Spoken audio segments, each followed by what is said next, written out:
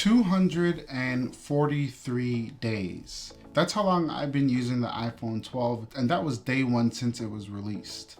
So since I've been using it for about 7 months now, I thought that I'd make a long-term review of the iPhone 12, give my thoughts and opinions on using it so far, some of the things that I like about it, and trying to identify some of the things I might not like about it or things that Apple can improve.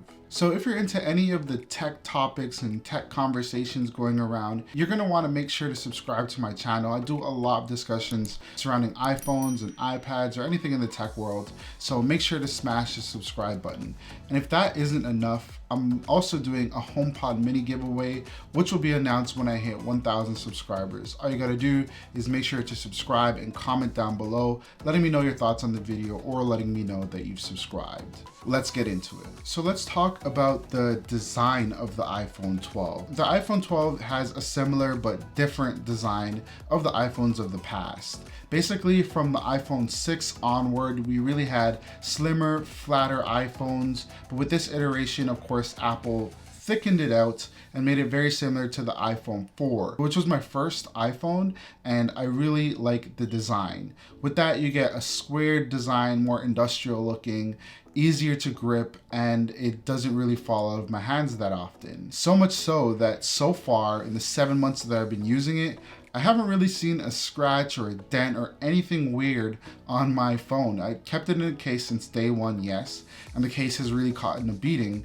But other than that, it's definitely held up really well in my 7 months of use. Now, of course, my screen protector that I have on is a privacy screen protector and it has some cracks, but that is because it's not the best screen protector. But the phone itself has held up really well after 7 months, and I'm really impressed. So I won't spend too much time talking about the design, but I will say overall, I genuinely like the design of the iPhone 12, and I hope that this is the path that Apple takes forward with their new phones for the next couple of years.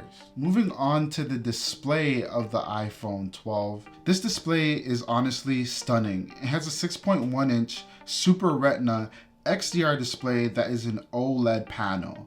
It also has True Tone and a wide color gamut. This is honestly one of my favorite features of the iPhone 12.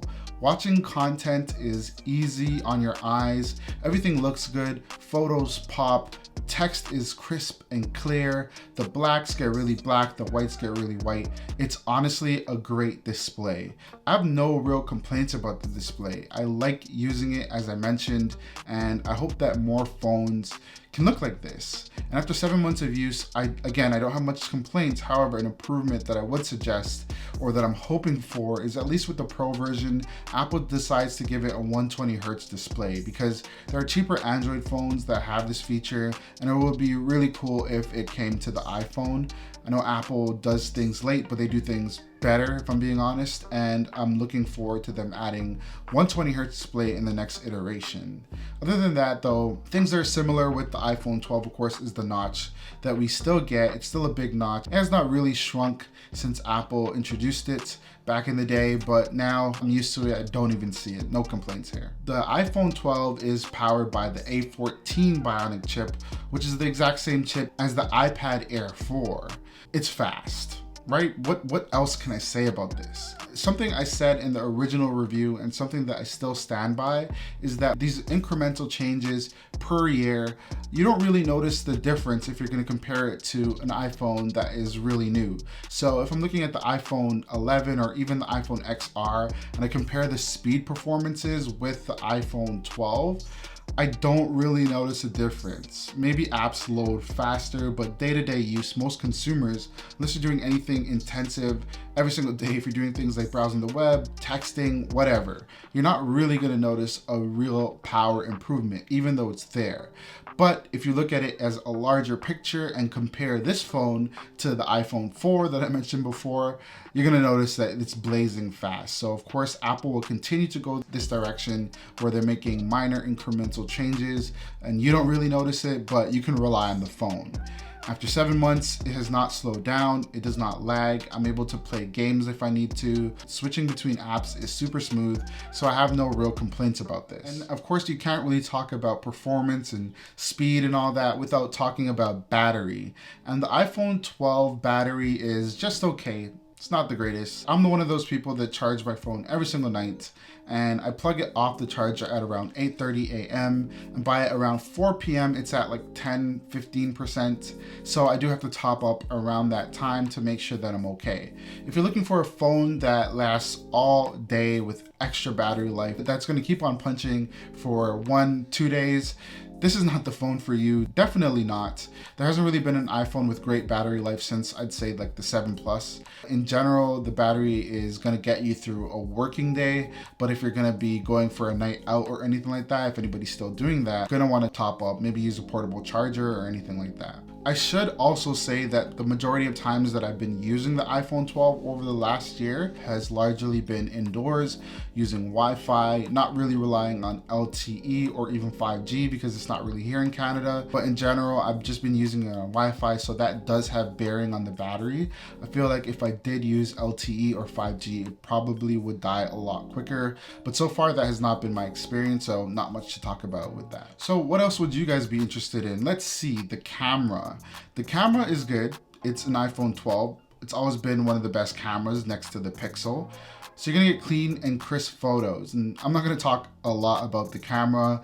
We know what it is. It's really good. And personally, as a photographer, I don't tend to use an iPhone for pictures. So really, I don't use my camera that much. So there's not much more to say. It's one of the best cameras that you're gonna get. And that's still true 7 months later. While we're on the topic of the camera, recording HDR video sucks. I don't really like the file management of it, just because I don't really like the file format of it. It doesn't really work well with my version of Final Cut that I'm using. So I don't know, I don't really use it for filming any of my videos for my channel or anything like that. With the iPhone 12, Apple of course announced Magsafe, and I've done a few videos on that. I don't really recommend Magsafe in its current iteration. I don't think it works well. I think the quality of the cable is pretty cheap and it just does not work well. I feel like in the future, maybe Apple will make a longer version, a version that's more durable, and at that point I'll come back to it, but I don't really recommend getting a Magsafe.